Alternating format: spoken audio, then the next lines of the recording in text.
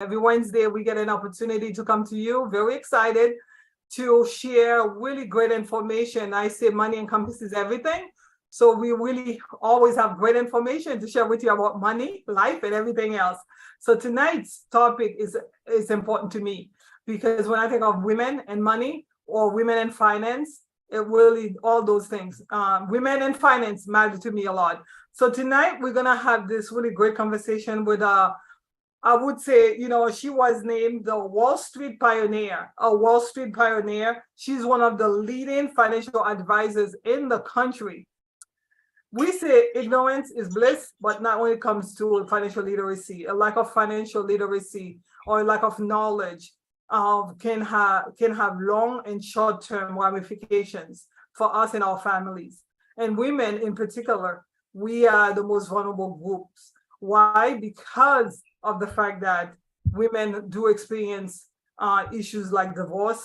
Many never get married, and also many outlive their spouses. So it is very important for women to take the responsibility to seek help and engage in training to help them overcome fears and anxiety, which can lead to a lack of education could lead to. So tonight, as I said, we're gonna have this greater conversation. When I saw a post online about Dr. Jana Woodhouse, I was like, you know what, I need to reach out to her because I know she's been working so hard to help women, but not only women, also men. So tonight, this conversation is for you, it's for your friends, it's for everybody you know. So please tag, share, make a comment. Let your friends know that Let's Talk Money with Friends. We are on every single Wednesday. And we are spending this time because I know it's important, it's relevant, and it is timely for our community and for you. So without further ado, I would like to welcome Dr. Jana Woodhouse. She goes by Dr. Jana. And yeah, Dr. Jana, why don't you introduce yourself briefly, and then we'll go ahead and start our conversation. I'm anxious. Thank you so much, Gabrielle, for having me on this platform. I Yes. appreciate it because I am anxious to get to busy and let's talk about what we need to know about money. Yes, definitely. I'm so impressed by you. Very impressed because you have Facebook friends. I remember I met you. When was that? I think maybe 10 years ago. I went to New York for a training. Not that I was within your bio. I'm like, yeah, I met her in Chelsea, New York.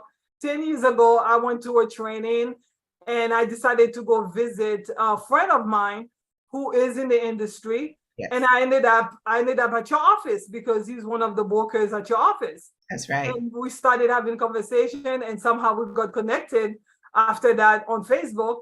And the other day I saw you were coming out of I believe Haiti with a bunch of women. Yes. And you were talking about money and Haiti. And I was like, you know what? We need to have this conversation here on Let's Talk Money with Friends. But before we do that, why don't we just let people know a little bit about you, your background? How did you get into this industry? Because I know this is not an industry for women, especially. It's for us, but the barriers that we've had to deal with are enormous. Well, it was a journey. It Mhm. was one that started off with me having, at the ripe old age of 19, I had a wonderful mentor, Mr. Henderson, bless his soul. And he was my high school teacher, and he had a tax office. And I'm basically apprenticed with him. And for 2 years, I worked with him, for him, and did all sorts of things to learn how to do taxes. And then he had to give up the business, and I was in the right place at the right time. So I purchased the business from him at that ripe age of 19. When I wanted my clients to be able to get tax frees and different types of investments, because we were in the Brownsville community, no one's talking to them. And so I was trying to get them to get some of the benefits, to invest like the wealthy, and they got sent back. And so I had to go find out why. And when I did, I was able to find out that the average investor that Wall Street wanted was $100,000 income and $500,000 to invest. Well, that was not my client, Correct. but Correct. they had money. Yeah. And to this day, they have money and they have investments because I made that step. And they used to call me the mercenary broker because I would take these accounts that were like nothing that nobody wanted to take. Correct. But ultimately, those are people who have their homes. They have their children going to college. They have their retirement. That's what this is all about. Yeah, definitely. Because when you think about it, the barriers to entry again, for us, someone who, like I know for me, when I first read about financial advising or financial planning, I've shared that before. I was in high school, but I didn't know about all the barriers that I was going to have to deal with. The naysayers saying like you will never be able to make it in that industry. But in addition to that, you got into the industry because you wanted to help families, right? You wanted to help your community. How important it is for us to really value the people who have gone through the fire and are positioned to help us, because many times, I don't know if you've dealt with that, Dr. Jana, many times folks actually believe that everybody can do what you do. Oh, yeah. Everybody's position is actually equipped to do the work that you're doing. And, that's a good point. There are people who should be doing this business, and the industry, it is not easy. It's still for us as people of color to be in the industry, but it's a bit better than when I started back in 1984. But it's one of those things that I see for us to be able to, why it's so important, because if you don't understand how money works and you don't move, at least have a plan. And then this way you won't plan to fail. But if you don't have a plan, you are basically planning to fail. It's what I call a wandering generality. Yeah. So that's why it is so important for us to understand and put our money into vehicles that will help us to grow and meet our goals. Yeah, and to work with folks who are qualified to do that.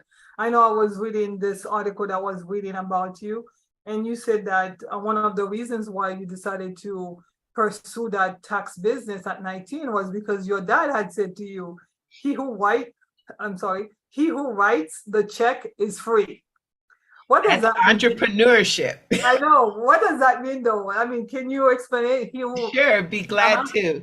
When I was very young, and the dads out there were, we lived in the projects, and the dads were out there taking their kids, and and my dad was working, and I knew he worked all week, but then also weekends, and I sort of gave him a hard way to go, and he said to me that he who writes the check is free. That means that when you pay people, and I think about it like now, like everybody loves LeBron James. But LeBron James, someone still had to write that check for him. I want to be the person who wrote the check, because then I did. Look what I mean. If you can write me an $83 million check, how much are you making? So it's so important. My dad believed in entrepreneurship, and what we call now the gig economy. What do you do outside of your regular job? That's what's so important. And you control your destiny, because if you work for a salary, and there's nothing wrong with having a job and working for a salary, but the problem is that controls where you live, what you eat, where you go, how you vacation, because it's how much money do you make. When you own your own business, you control your destiny. Yeah. So of course, that idea of entrepreneurship is not easy. And I had posted something earlier saying like you were named Wall Street pioneer because in 1983, when very few women were going to Wall Street with no experience, with no and nobody to kind of guide you, you somehow found yourself there. Yes. So can you share a little bit about that story? To me, it was amazing because I know I've had to push my way through to get to places as well. Well, it's interesting. We don't have, and I didn't have, Uncle so-and-so and Auntie so-and-so who could take me. And I wanted to know, how do I get to Wall Street? And Mm-hmm. some people jokingly, if you live in New York, they say take the number 4 train. That's not what I wanted. I wanted to trade. And it took me a while. And I think that you have to have the fortitude to be determined about your goals and your dreams. So for me to get there, I went to place, and I got the interview. One of the guys that I worked with for another firm said, if I get you to Wall Street, will you shut up and stop asking? So I was like, yeah, so I got the interview, and I know that I got the basic position because the firm that I went to needed to have a Black woman. Mm-hmm. And so I was it, but it wasn't easy. No. And nothing that you really want is really going to be easy, because the test of the universe is to find out, how bad do you really want it? How bad? And I wanted it bad. And when I got there, you have to take exams. You have to become qualified. Correct. I thought after my graduate degree, I was good. I didn't have to take another test. Because your mom wanted you to be an attorney. Oh, Lord, here you go. After you started that program, you're like, I don't want to be an attorney. Political science is not for me. Well, she sort of fell off of that once I brought home my first check. But I'd only worked 2 weeks. And she said, girl, you better go back there and find out if these people gave you too much money. And when I said, okay, I'm gonna go back, and I was still living at home. So I went back and I told the payroll, that the commissions department, I said, I think you made a mistake. And they said, oh, let's take a look. And they said, yeah, we did. And I was like, And he said, we owe you another $600. I was like, oh, wow. I am so ready. Forget about law school.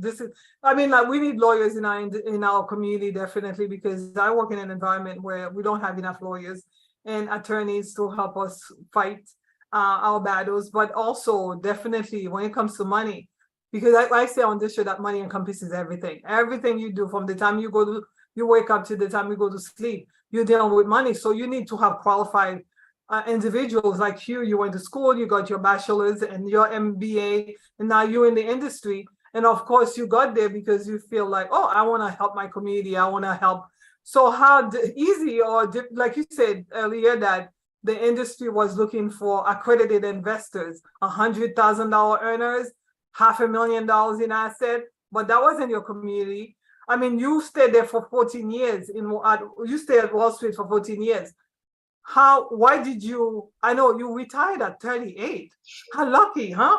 So, but I know it wasn't easy, but why did you feel like, okay, after 14 years, I'm 38, it's time for me to move on? Because again, you're not touching the community.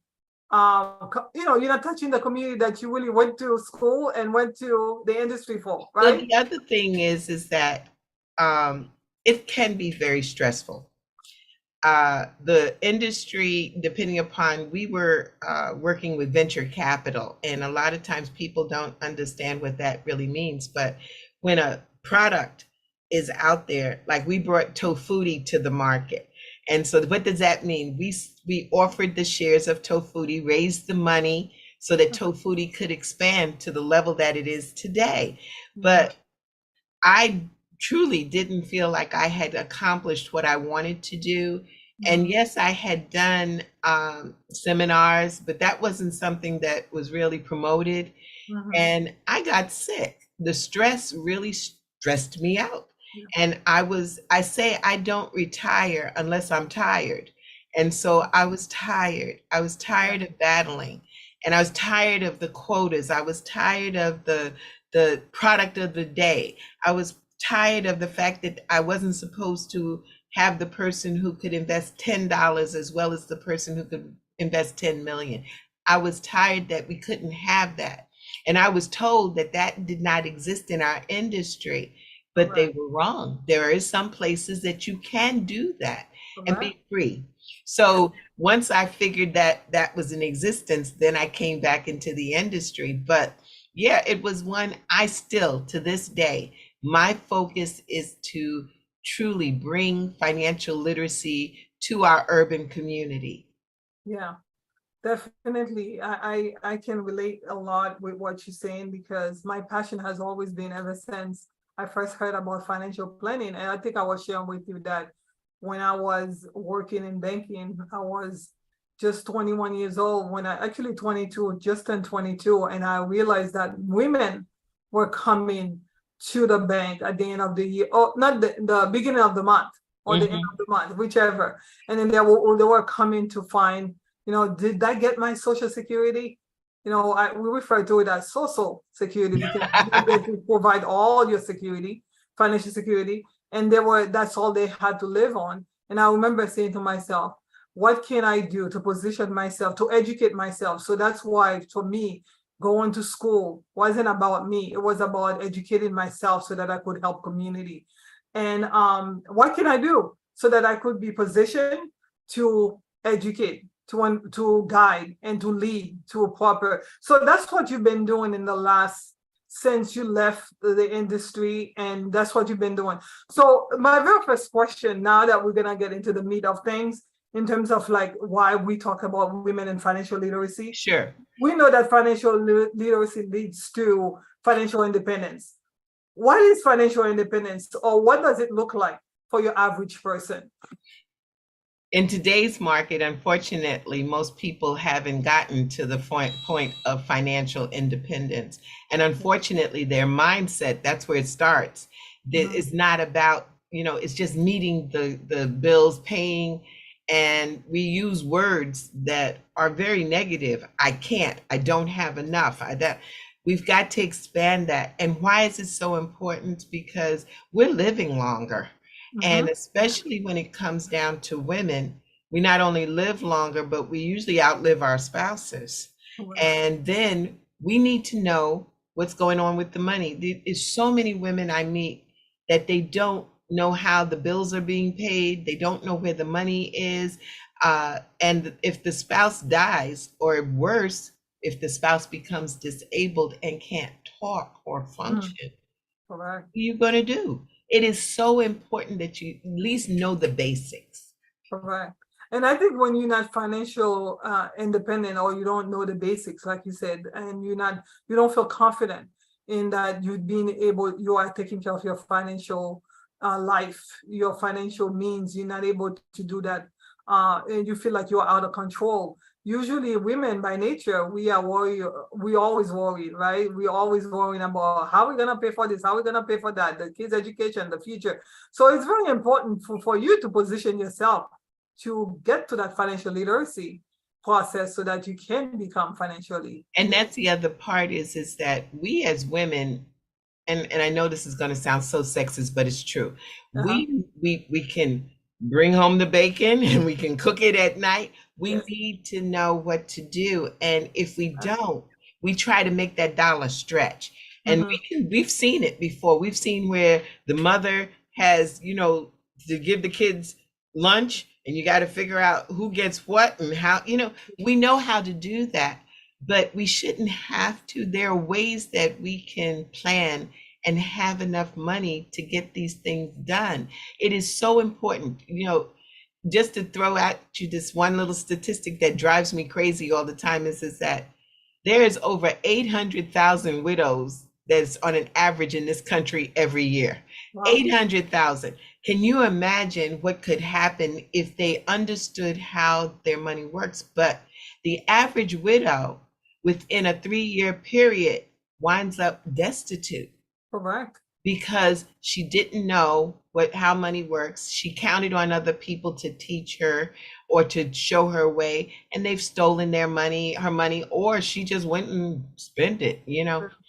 So it's important. And that's why we had just rolled out with the company. Our company has this book called How Money Works. We had the first How Money Works, Stop Being a Sucker, because, when you go to the bank, this is how it came about. You look to the left and you look to the right. You've been in the bank, right? Correct. And there's candy, right? Well, before we really came out in 2012, they were dum-dums. So they were suckers, dum-dums. So that same company that makes dum-dums make Smarties. So why didn't they give us the Smarties? They don't want us to think smart. They want us to be dum-dums. And so that's why it's so important. And I give that book away to anybody who wants to read and get the foundation behind it.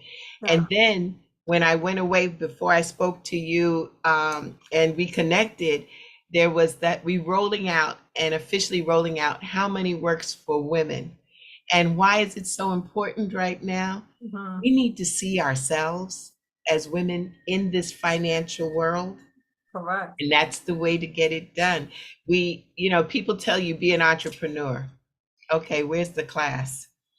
Correct. Not everywhere. But going back again to women and financial literacy and just like being able to become financially independent, we have a issue in this country and perhaps all over the world where we have wage inequality.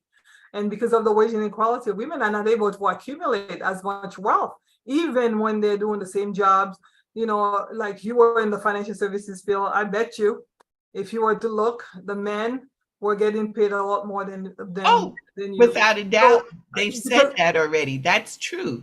It's for women, we make 83 cents for every dollar a man makes. But in the financial service industry, which nobody talks about, is the fact that the average woman who is a broker makes about 53 cents to every dollar. Wow. I'm not surprised at all, because there's always this sexism, right? Even though you're doing the same work, you're not being able, but also the inability to accumulate wealth, not only because of the wage inequality, but you had mentioned that, women do leave the workforce, right? They leave the workforce to go raise kids. Take care of sick parents. We become what they call the sandwich generation. We take care of the parents, we take care of the kids, and we're not prepared to take care of us for our retirement. And we can't count on, I know we were talking before about Social Security. You said, the women they were coming into the bank and the places trying to get, you can't live on Social Security. No. It's just not. It was never meant for you to live on it. No, it wasn't. So that's why, again, if you're a woman, you're watching the show, we're saying, listen, you have special needs, right? Because there are reasons why you need to think deep about the fact that you will, at some point in your life, be responsible for your own financial life. So you have to take the responsibility to learn, right? So financial literacy will lead to financial independence. The more you know, even with wage inequality, many times you had a job, like your mom said, go find out, or somebody told you to go find out if they owed you more money. And you went, that $600 went into your pocket instead of the work. If you're I just wanted to make a point with what you just said.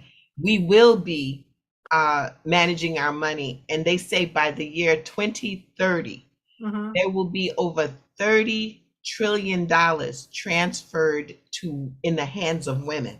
Correct. 30 trillion. Now, what does that's 2/3 of the entire economy.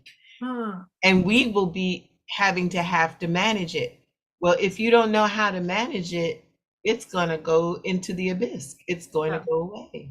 Yeah, it's going to be taken away from you. So tonight is about women and finance. And we said, as a woman who is in the financial services industry, Dr. Jana, and someone who studied finance, who then, I did the same thing that you did, went to school for business and finance and took those licenses. I remember reading your bio where you said that the Series 7 to become a broker was difficult, but you got help. So that's why it's so important that if you want to get anywhere, you're going to need to get help.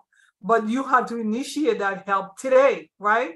So you had mentioned earlier that because of divorce rates, women, 6 out of 10 marriages ended up in divorce, right? And women who stayed single, and women who become widows because their husband's gone. So the average expected after your spouse gone, they're saying like the average survivor life expectancy for women is 12.5 years. Meaning like on average, you're gonna outlive your husband or your spouse by 12.5 years.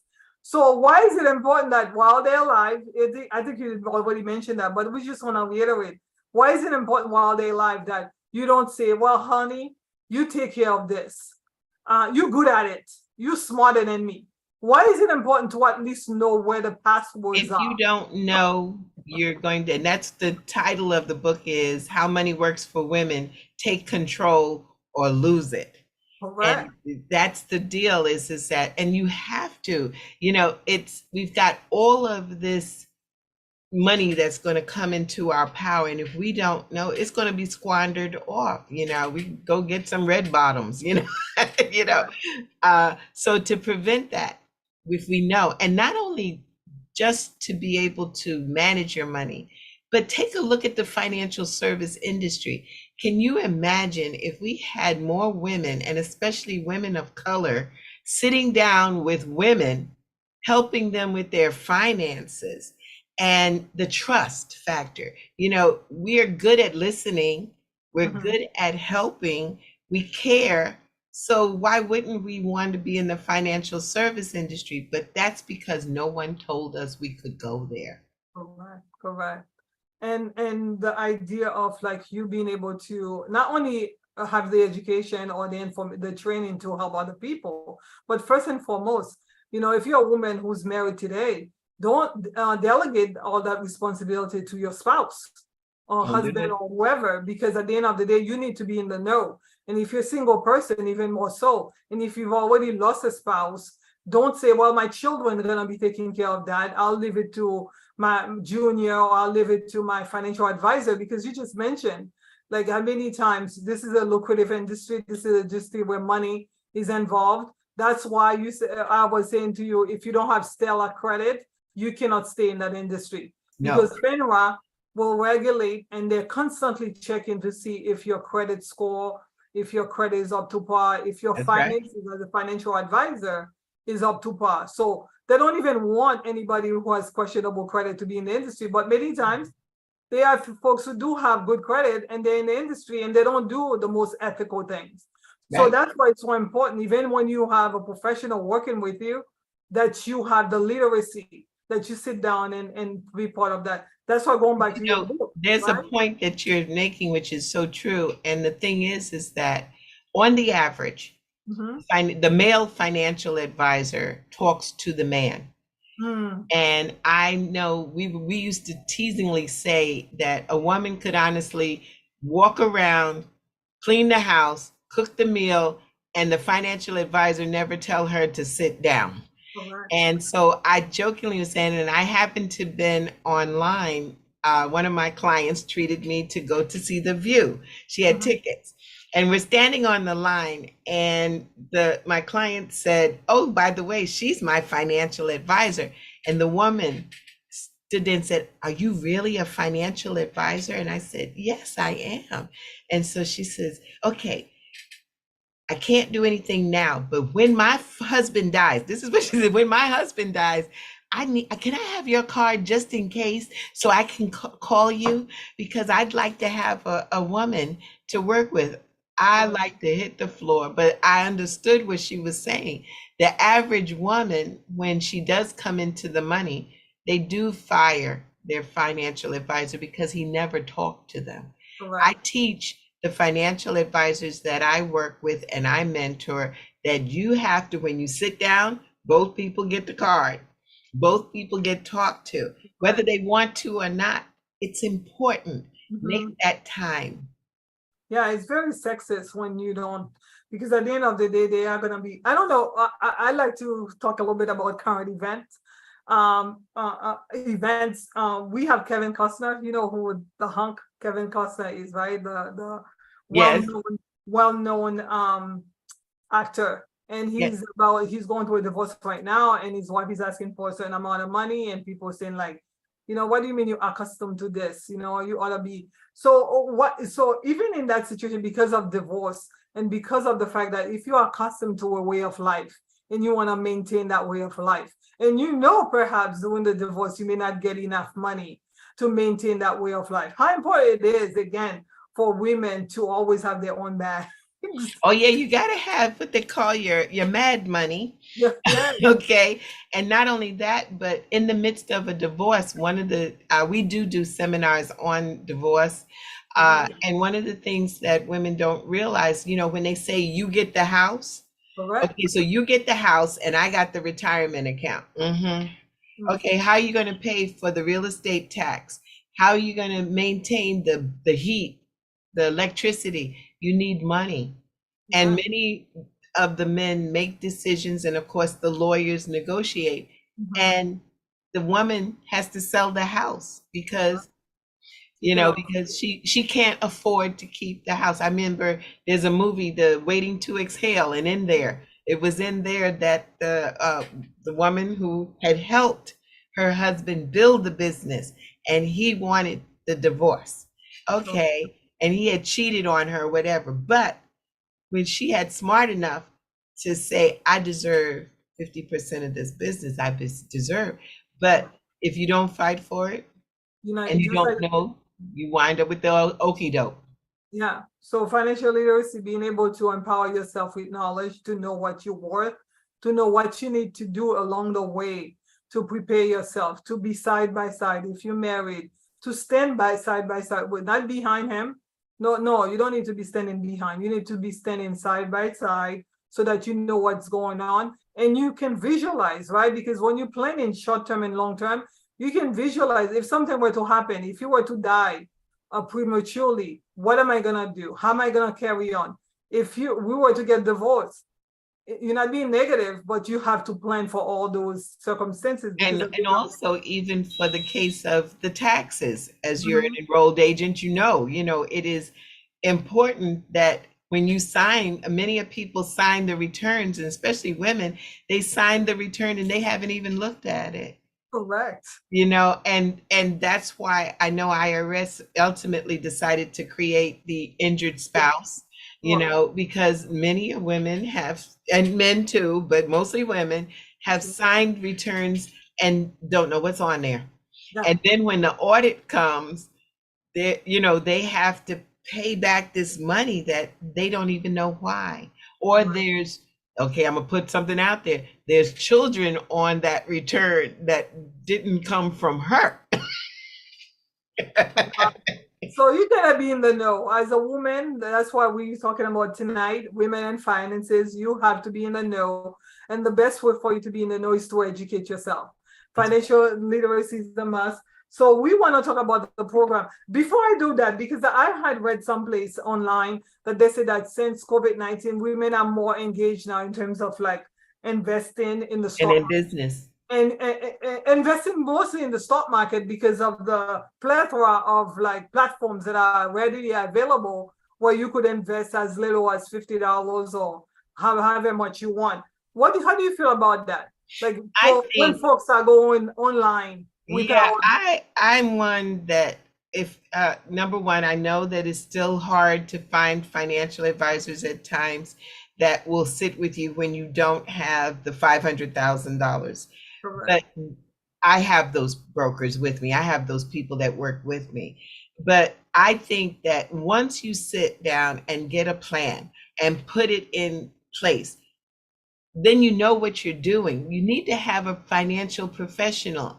I tell folks, even when they get in business or not, they need to have a team. You need to have the accountant, you need to have the lawyer that you can go to, and you need to have the financial advisor before you start to invest in things that, it's okay, I'm going to try. Think about that year that, what was it, GameStop, that everybody was talking. So many people lost and put their mortgage money into that. Why? Because they didn't have anybody to say, stop. No, that's not what you do. Yeah, that's not suitable. That's not your objective, long-term or short-term Right. objective. It's not working for Yeah. you. And just because it's good for Mr. Smith down the street doesn't mean, because you don't know how much money Mr. Smith might be investing $100,000 and it looks very simple, but Mr. Smith inherited millions from his grandmother. And he That's had it. So, plenty. what you said is correct. Is that, what do I think about the automated world? I Mhm. think people should do something, but I think that you really need to set your plan. There needs to be, okay, what we call the 7 money milestones. You need to be able to make sure that you have some financial literacy. You have to make sure that you have proper protection, life insurance, house insurance, car insurance. Then you need to make sure that you have your emergency fund. What happens, with your emergency? And then what you said, which was so important, was to have your debt. You've got to deal with your debt, how you're spending and how to get rid of debt. Good credit, bad credit. Then you have to be able to put that money to grow for you. How do you do that? I love to show people how to have fun savings. I talk about, there's a little game I tell people to play called Hoard Your Fives. You know how fast you get a $10 bill or a $20 bill and you cash it and poof, you become magicians. It goes away. So instead, if you have a $5 bill, put it aside. Keep putting a little bit aside. And then we have to do something very important, which is to build that legacy into the next generation. And to do that, we have to have our will in place, our health directives. Make sure beneficiaries are on all your accounts so that it doesn't get all messed up. Because the first people that show up at a funeral are the people who are asking what they're getting. And then you never hear from them, or the deceased never heard from them. And then they come around and start fighting the very people who were there, who fighting through the process or fighting through the illness with the deceased. I've been there. So it's very important that you, as a woman, we talk about women, that you understand where your money's at. Yes. Your money is very important. In the book that you are going to be sharing, that you've been sharing with your the group of people that you've been training, that have been supporting, is money. Your money matters, right? Yeah, it's how money works. How money works.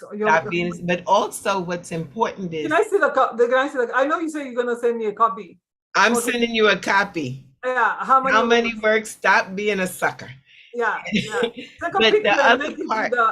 Take a picture and link it to our Facebook. Okay, I will do that. And also, I have a site that also gives information. It's howmoneyworks.com. Jana B is JANAB. Just, to get you to understand have some fun, learning. And then, yes, we even give free financial analysis for those who want it. I'm not trying to sell you something. I'm trying to educate you. Correct. Now, do you do this? I mean, how do you help? I know you do. You help men and women. Tonight, we're talking about women, but it's for everybody. How do they participate? Is it online or is it in person? I know I'm glad you asked that. It's what works for you. Because I'm licensed in all the states, except for Puerto Rico, which that's coming. But what we do is we offer and we give the information, we collect. So out of the book, it says in the back of the book that there's something called a discovery call. The discovery call allows you to see where you're at and then where do you want to go. And then we discuss short term, intermittent term, and long term. So we can do all of this through Zoom. We learned this through COVID, because before everything was, I got to sit in front of you, knee to knee, toe to toe. But now we can honestly through Zoom and not have to worry about that. Yeah, we're doing this here through Zoom. So you didn't have to come to Boston and I didn't have to go to New York. But at the end of the day, the reason why we started this show, and I'm asking you to tag, share, and share with a friend. Money encompasses everything. Money provides peace of mind. And when you have been empowered with knowledge, we said ignorance is not bliss when it comes to financial literacy. You have to understand how your money works and how your money can work for you. If you don't have that knowledge, you are constantly going to be stressed. That's why I encourage everybody to have a plan. Because let me tell you, when you have something written and you can check it off, like you just gave a list of things that you ought to have, your personal plan, education, and have your life insurance, and if you don't have these things, you're going to always be worrying, oh my gosh, what happens to me? What happens to my kids or those who are going to be left behind? You don't want to have to deal and go through life like that, right? Dr. Jana, that's the reason why you do what you do. You want women and men to come and have a conversation and get Yes. a program, get a system, get a financial Check up from the neck up. That's my check up that's from the my neck up. Get check up everything from the neck up. get everything going, empower yourself, educate yourself so that you can pay it forward. Because you talked about the legacy. Many times you are your children are who you are. When you have kids who have parents who are very irresponsible or neglectful when it comes to learning about financial literacy, and really when it comes to empowering themselves with knowledge so that they can take care of the family and then therefore pass it on to their kids, it Mhm. becomes a generational, we say curse, but it's generational poverty, right? Instead of Yeah, that's prosperity it. We can or wealth. either inherit benefits or bills. It's up to us. And Yes, if we are going to the next generation, we need to teach them, the children. And women happen to be the first educators for a child. We correct. teach them how to tie their shoe, we teach them how to count, so we have to know, and we can't do that if we don't know. So Mhm. it's very important that we take that time for generational wealth to show, it's like other communities. And that's one of the things that I admired about Black Wall Street in Tulsa. That was 1921 when they destroyed Black Wall Street. But a dollar lasted in that community for 3 to 5 years. Right. Today in our community, it'd be good if it lasts 20 minutes. 20 minutes. And for a lot of folks who are not equipped in terms of like being financially literate, they don't even understand the value in that dollar circling in the community and being able to stimulate the economy of your community and not take everything that you have and run off with it to another community. So we want to empower, right? That's the empowerment is so important. We want Mhm, to inform and educate. And we mhm. want to let you know that, it's so important to act now. The time is always now. Because I know folks who are saying, like, I'm going to do it, I'm going to do it. And then guess what? They don't do It's it. halfway through the year. Like the planning that they've been talking about is halfway through the year. You have 6 months left. Why don't you act today? Right? Would you encourage everybody to act I today? say we talk about knowledge is power. Well, Mm-hmm. my term is knowledge is power, but action is queen. The queen, we got to stand up and act on it. So if I tell you and I show you how money works, it's good, but it's not good until you put it into action. If I say, okay, you know how many people in our community have those water jugs full of quarters? And they just keep it. But how about taking that and moving it to the next level? We teach the rule of 72, which is how money doubles.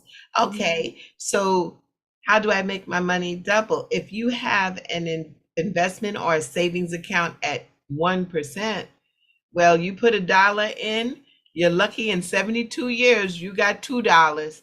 That's Right. not going to make it. No. You've got to be able to branch out. But what we do is in our community, look at the how to make, quick schemes, get rich quick. And that's not what's going to work. We need to do like what they said, the tortoise and the hare.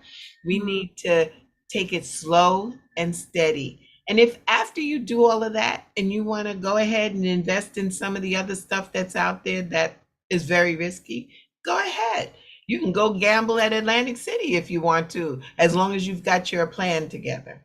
Correct, correct. And in order for us to have all the people, because let me tell you, we have legal needs, but we don't have enough attorneys.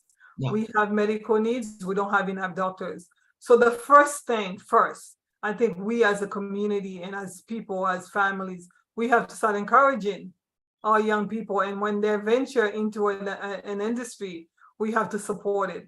We have to applaud them because at the end of the day, if your mom, yes, she wanted you to be an attorney, that would have been great too. But if she had not been there to encourage you, and I remember you mentioned this gentleman when you first took that Series 7 and you didn't pass it, but he said, you know what, I can help you through that process so that you can be licensed to help other people.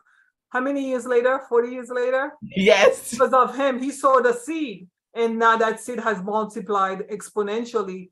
not only have you been able to build a career, but also been able to help so many families. And So have yeah, other people, the other brokers that look like me, who, especially the women, I love it when they start, and we have, seminars, and we make it so that there's no obligation, so you can just sit and listen, because everybody's scared someone trying to sell you something. Mhm. And I think that it's so important that, yes, we support each other. And I'll say this, or I'll go on the record: anybody who wants to become or get into the financial service industry and would like to just talk to me, Yeah. I'm available. They can give me a call. Can I say my number? You can give them your email, and then you can, like. Well, my email is simple. It's and I'll give the easier one. I don't want crazy. I don't want people to be calling your number. I don't care. It's that they call my office. They can call my office, and if they want to, so if they call 646-375-2121, and that they can either talk to me about, if it's not me, it's one of my associates will pick up, and we will talk. Reason why is we know how important it is for our young people to know there's more than dribbling a basketball. Nothing wrong with it. Being out here dancing and singing and rapping, that's very rare. But there's a need, because there's a shortage of financial advisors that look like us and that understand our lifestyle. I remember when I was on Wall Street, and one of the guys, nice guy, he just was saying, I don't get it. He says, I got this client, she keeps saying she's borrowing from Peter to pay Paul. What in the world does that mean? Different lifestyle. And so I said, well, that means she got more month than she got dollar. So she's got to balance it out. And he says, well, why doesn't she just say that? And I said, because it hits home when you make those little, colloquial statements. But that's us talking to us. Yeah.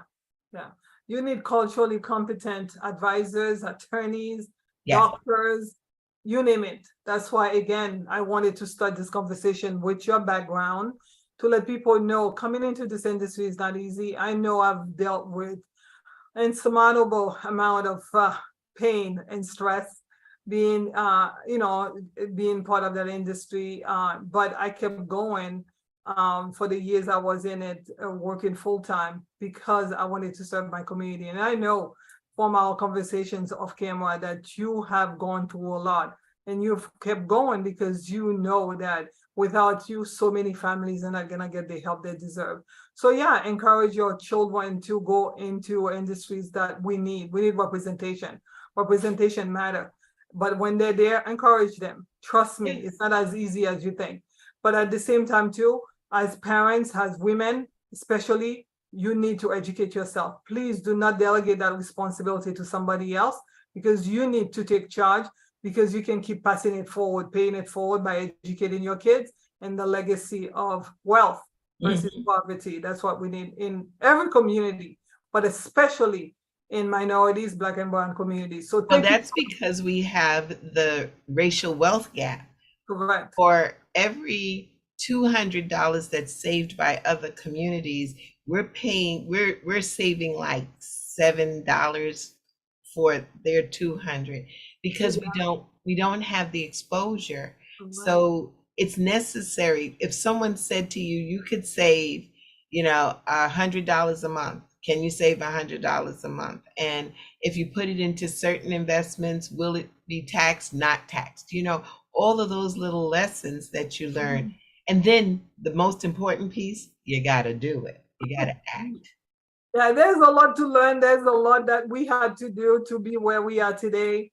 The work, it's so comprehensive. It's so comprehensive. And it does mean a lot when you have people who appreciate the work that you do. And right? Because I remember you said that sometimes, although you have the passion and the compassion, but sometimes you do have to say goodbye to a client who doesn't understand the amount of work and commitment that you have to do in order for you to be in this industry, correct? It is really difficult at times. And I'll say my 44 years of experience out here, I hate to say it, but I've gotten to the point that sometimes you have to fire a client, because they don't respect. You know, they think you're on call. There are people who get paid a lot of money to be on call.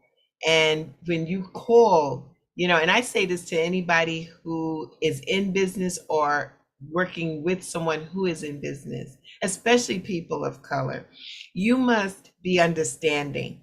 Stop looking for the deal. You know, where am I getting the deal on this? No, pay them, even if you have to pay more. And because you're helping support the community. But also, you know, the people who own the business, we got to learn to do this. You know, you got to make people feel that they are that you appreciate their money and their helping, and that this is a team effort.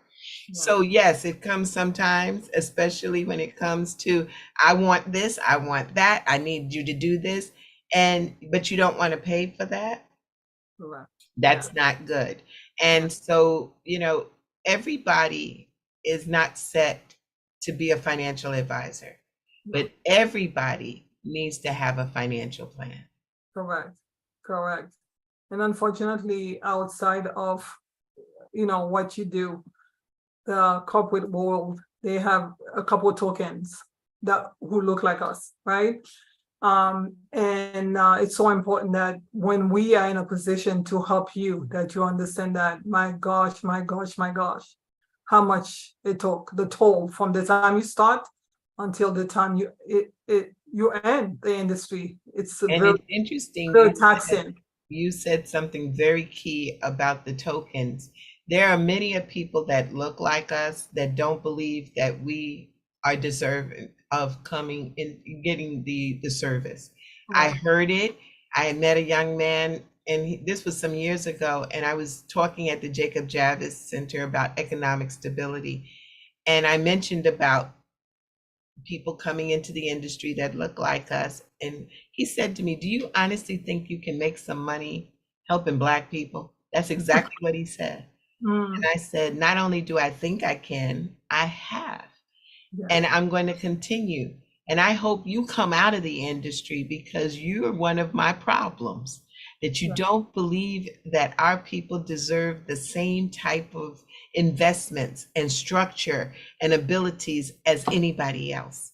You need to go. I think maybe he was, you know, like in terms of like when you've dealt with so much, because there's discrimination. I know we going out, we off time now, but you deal with a lot of discrimination as a minority, because I remember, just like you, I was the only Black advisor out of 120 advisors who got hired for the company that I was with. It was very isolating. It was very lonely, you know, and challenging, and you were looking for mentors. You couldn't find anybody who looked like you. Everybody's undermining you, second guessing you within the company, and then you come out of the company and you come into your community with all your credentials. Because the funny thing is, you have your bachelor's, you have your MBA, and also a doctorate, but the doctorate is in divinity. So you also know a minister. So, but I know in this industry, there are so many people who are at the top of the food chain who don't even have a bachelor degree, because what you need in most cases, those licenses, if you're able to pass those licenses. And I remember vividly being within that company where I already had an MBA, and we had people who had high school degrees with their licenses questioning me. And then I come out, and then the very same people that I went to school to help were also saying, you sure you qualify to do what you said you qualified to do? Yeah. So it's really tough. Hurts. Yeah. And I tell folks, everybody else can't hurt me because I don't expect anymore, but my people, they can hurt me. Correct. Because the fact is that, you know, I have had people, I put together a great plan and I'm thinking they're going to execute it, and they go somewhere else and then come back and tell me that was really good. You get now you've empowered them with knowledge. They feel smart. Now they can go to Mr. Not who doesn't look like you to execute the plan, to implement the very plan that you've given to them. The stories can go on and on and on. But at the end of the day, you do what you do because you love it, right? You I love it. continue to help I would people do to live nothing bliss. else. Yeah, exactly. And so I would encourage those who are watching tonight or will be watching in the future. Listen, if you would like to be empowered with knowledge, not only to help you and your family, your legacy, please reach out to those who are able to help you and encourage those in your community who are in the industry, who have done the work to be in this industry and understand it comprehensively. Encourage them And because also, just there's to not say, enough of us. I just add in, if you want the book, all you got to do is make the telephone call or hit me off an email, Anaj Enterprises Inc., ANAJ Enterprises Inc. at Gmail. Let me know. But it is a book, so no, you got to give me your address. On a PO box. Yes, I'll get my book. I think that's gonna be my read for July, because you can never learn enough. You can always learn something new. So I'm so glad I've learned so much from you, but from reading your bio and the story that was written about you in Wall Street, I'm excited because I know that what we do here is meaningful. It's making a difference. So thank you so much to everyone. Please tag, share, make a comment. Thank you again, Dr. Jana. And yeah, be blessed always. Thank you. Thank you.